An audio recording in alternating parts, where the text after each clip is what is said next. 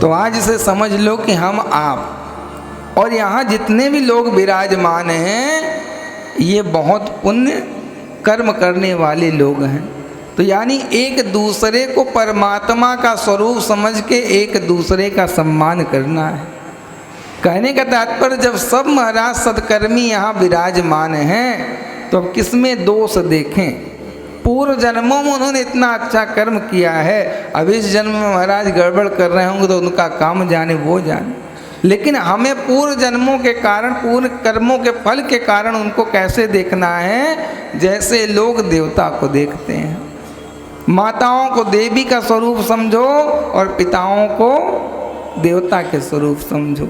इन 7 दिनों के अंदर यदि कोई गलत भी व्यवहार आपके साथ करता है तो आपको हाथ जोड़ लेना है, उसके अवगुण नहीं देखना, प्रणाम कर लेना है, प्रभु हम ही से कुछ गलती हो गई। क्योंकि ये 7 दिन के अंदर अगर मत्सर द्वेष भावना आपके अंदर रही तो यात्रा पूर्ण नहीं मानी जाएगी। इसलिए यात्रा पूर्ण करने का तात्पर्य मेरा ये है कि समस्त मंदिरों का समस्त तीर्थों का दर्शन करना बेकार है यदि आपके अंदर द्वेष और मत्सरता रहा। कहने का तात्पर्य एक दूसरे से ऐसा प्रेम स्थापित कर लेना है। और सच बताऊं तो पूर्व जन्मों का भी कोई न कोई संबंध आप सभी का है, हमारा है, आपका है, अन्यथा ऐसे मिलने वाले नहीं। कोई पंजाब से, कोई राजस्थान से, कोई गुजरात, कोई अहमदाबाद, कोई मुंबई, कोई बिहार, कहाँ कहाँ से लोग आए। कहने का तात्पर्य क्या इतने लोगों को ही मिलना था? बहुत करोड़ों में लोग हैं लेकिन इतने लोग ही मिल रहे हो। तो कहने का तात्पर्य अगर पुराणों का हम लोग अनुकरण करेंगे तो हमारे पूर्व जन्मों के कुछ संबंध होते हैं जिनके कारण हमारा आपका संबंध स्थापित होता है या हमारा आपका मिलन हो पाता है।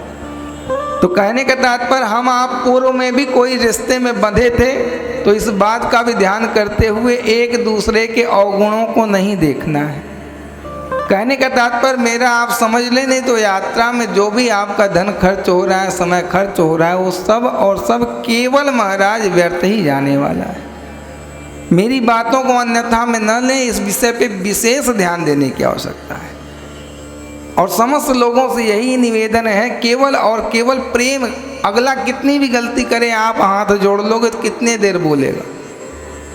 और 7 दिन साथ रहना है, इसलिए महाराज पूर्व जन्मों को याद करके, पूर्व कर्मों को याद करके आज के इस यात्रा को मंगलमय बनाते हुए राधा रानी से और कृष्ण कन्हैया लाल से यही निवेदन करना है कि हम लोग समस्त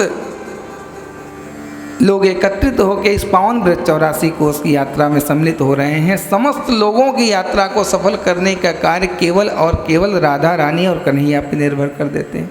बोलो बांके बिहारी लाल से राधा रानी सरकार की जय।